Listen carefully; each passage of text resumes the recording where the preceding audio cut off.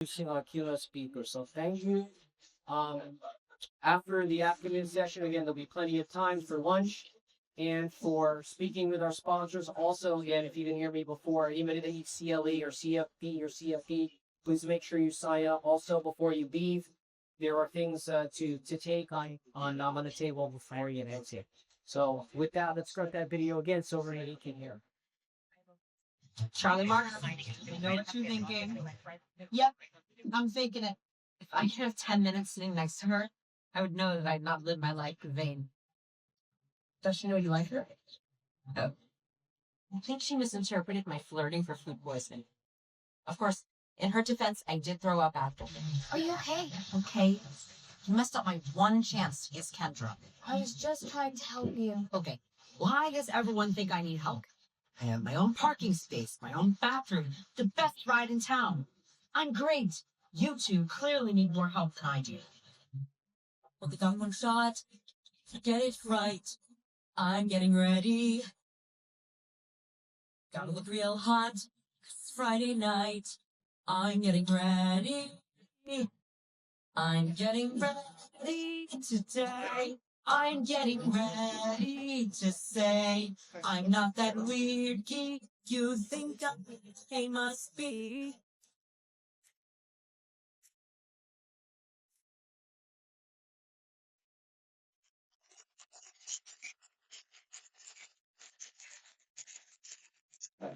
I am so excited. We have Jonathan Jen is going to give a little bit of a talk, and we're going to have Jonathan's mom, Cheryl, introduce Jonathan, and I'm happy to introduce Cheryl. Anybody was here last year, you remember Cheryl, and Cheryl gave a really, really great presentation about how to navigate the resources when raising children with challenges and disabilities. And she was so well received that I thought it would be nice to hear from the other perspective. You're from Guam, and so we're swapping orders today. We're having Mom introduce son, and I'd like to bring up Cheryl to introduce Tony. So thanks both for.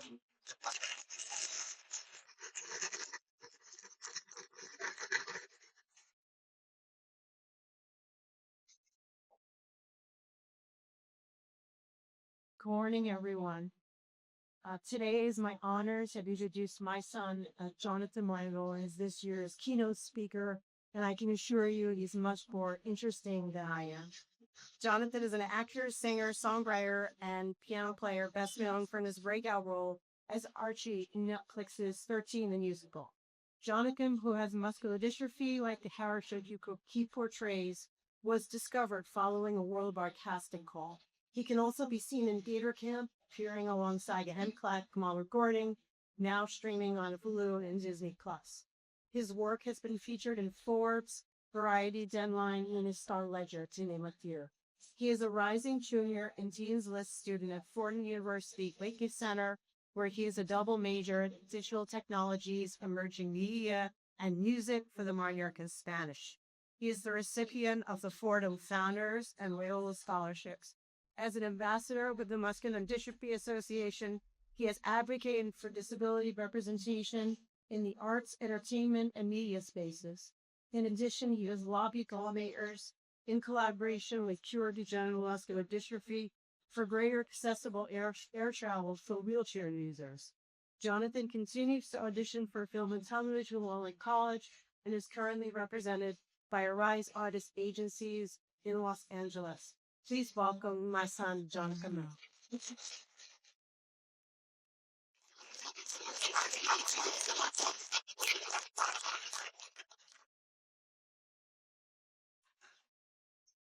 You guys hear me? Is this thing on? Yes. All right. How are you doing today? Good.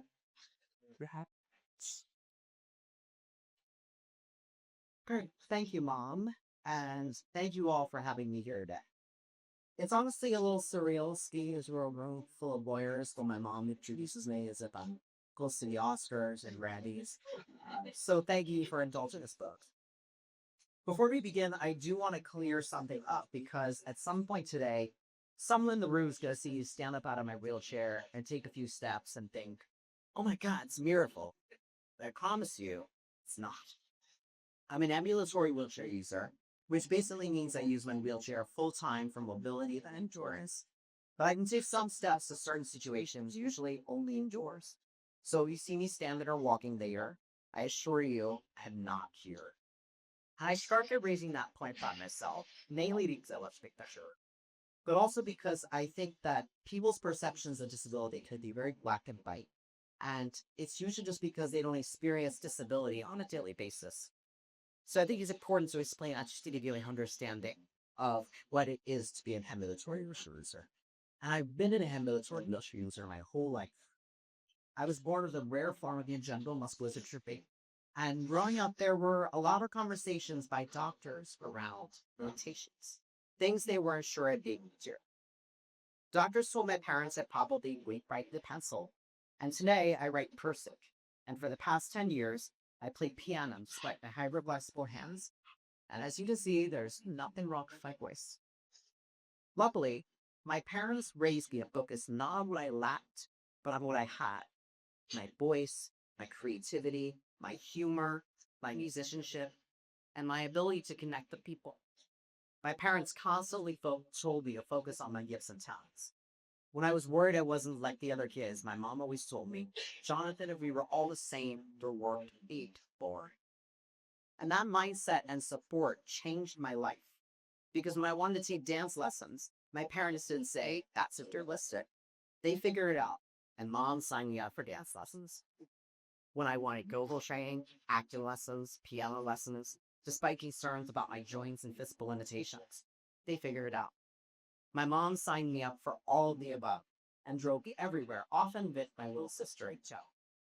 Then she signed me up for musical theater because I wanted nothing more than to sing on stage. I was more ambulatory back then. I wanted to dance, but I was definitely a fallers. But we also were. Mom and Dad spent their weekends backstage helping me with costume changes and making sure I was safe. And they didn't figure it out alone. Teachers figured it out, programs figured it out, directors figured it out, choreographers figured it out, peers figured it out, and other parents figured it out. That's what inclusion actually is. Not lowering standards, not pity, not charity, but problem solving. And honestly, that's part of why disabled people often become incredibly resilient employees and collaborators, because we spend our entire lives adapting. We know how to think creatively, we know how to navigate systems not built for us, and we know how to advocate, improvise, and persist. And that takes a lot of resilience and grit, not because disability itself is extraordinary, but because existing in an inaccessible world requires extraordinary effort. And eventually, all of those years of support and accommodation led me somewhere pretty unbelievable. Back in 2020, just when the pandemic began, a worldwide casting all opened the role of Archie in 13 musical. Netflix was planning to find teenagers to adapt the original Broadway musical into a film. And every teenager you see, Peter Kid knows what 13 is. And I had previously performed in that show with one of my theaters. So when I saw the call for a male aged 13 to 15 who could sing and who happened to have muscular dystrophy, I convinced myself that I was born with this role. And after a year-long audition process on Zoom, with countless interviews and table reads, my mom and I found ourselves happy of our lives and temporarily moving to Toronto, Canada for 6 months so I could filter Moody and make a soundtrack with Jason Robert Brown himself in the middle of a book. And what's funny is in our family, instead of spiraling and panicking about logistics, it was framed as, okay, how are we all going to make this work? Because alongside all of this, my younger sister Charlotte is developmentally disabled. So our family fully understood adaptation, logistics, advocacy, and planning. So we made it work, and so did Netflix, which was fully committed to be casting a team win the Broadway show High on Fiduciary. And when the film premiered in August of 2022, I went to Times Square with my castmates and saw myself front and center in my car wheelchair on Netflix billboard. This is a moment I'll never forget. I knew immediately how meaningful it would be for other kids in wheelchairs, because for so long, disabled characters like me were either absent entirely or blame my non-safe flappers. Disability is too often treated as symbolism, tragedy, or inspiration instead of mere human existence. And suddenly, there I was on screen, a wheelchair user, playing a teenage wheelchair user, smiling, joking, having crushes, being awkward, being funny, and most importantly, being me. And that visibility matters because when people don't see disability represented in film and television or media, education, leadership, and employment, society subconsciously assumes that disabled people don't exist or don't belong. And that mindset follows people everywhere, especially into higher education. Speaking of higher education, the college search process remains one of the first times in my life I started to feel will to be. By the time I was applying schools, I had late grades, ACT scores, professional work experience, a public platform, and a ton of meaningful round activities. And yet, campus visit after campus visit made me feel like maybe none of it mattered, because accessibility at so many colleges is often treated as an afterthought. And in my experience, the more prestige the institution, the older buildings, which translates to less access and not more. All schools were technically accessible on paper, while still making it clear that once I saw for myself that participating fully in campus life would be exhausting, isolating, or just flat out impossible. For example, like steep slopes, difficult terrain, heavy non-automatic doors, amusing practice room with concrete steps and no access at all, inaccessible performing arts spaces, and in many schools, only one accessible bundle, as in wheelchair users have no interest in visiting or hanging out with friends in other dorms.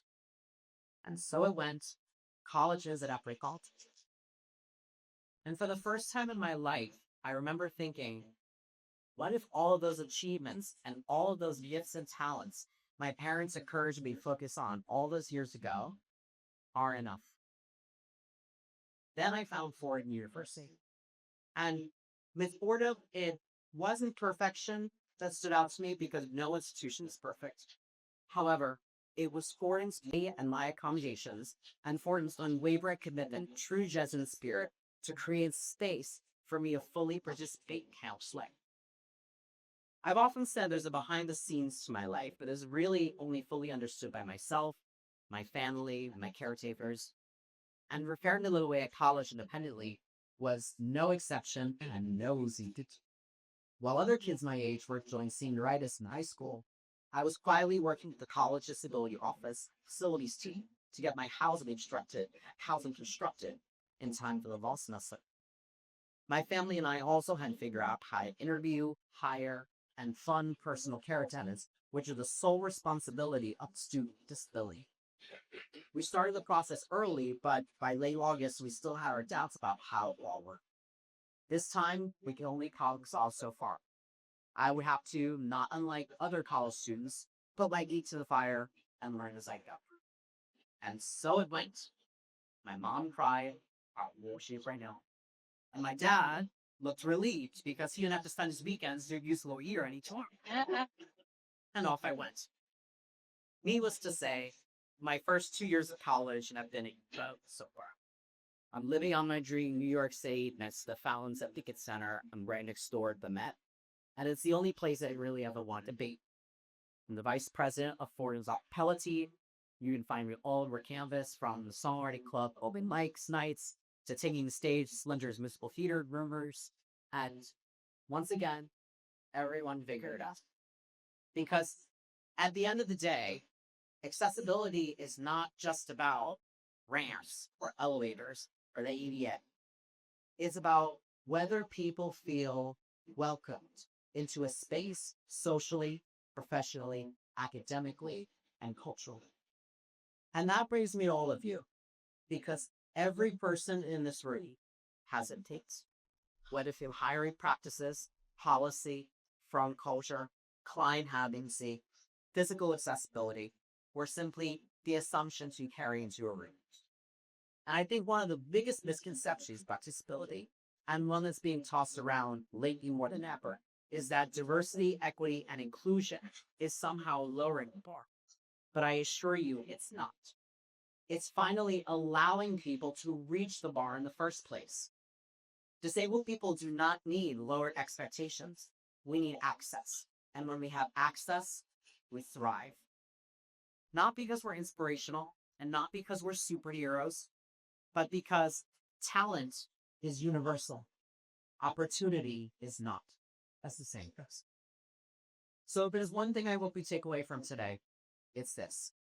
When disabled people succeed, the remarkable thing is often not the disability itself. The remarkable thing is how much effort it took to navigate systems that were never designed with us in mind. Imagine what becomes possible when those systems finally include us. Thank you so much for having me here.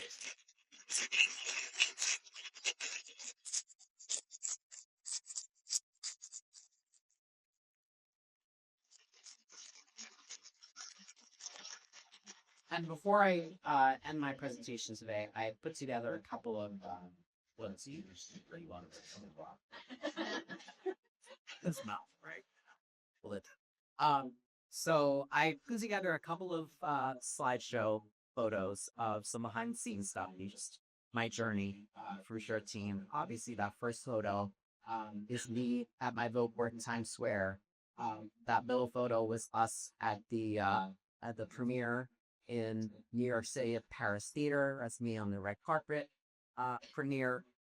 It was such a great experience. I have such amazing castmates, friends, connections from this. And then these are some behind the scenes photos of us filming in the Toronto and the greater Toronto area. Back here is 2021. And that's me in the recording studio. We were recording the album soundtrack.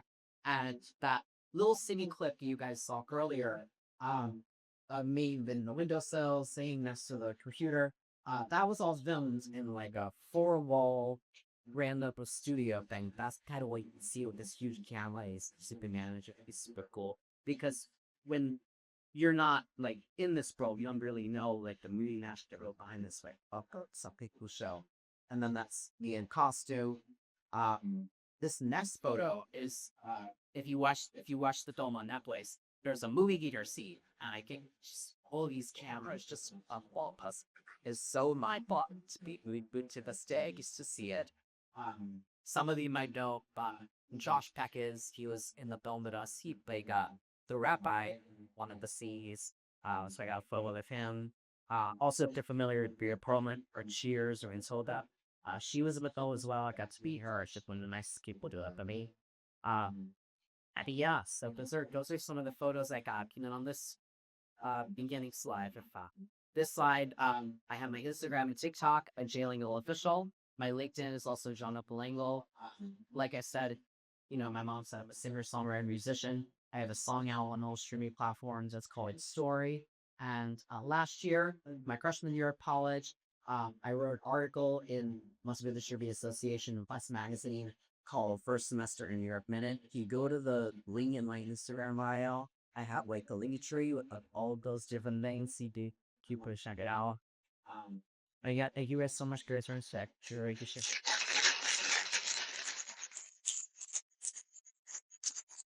Do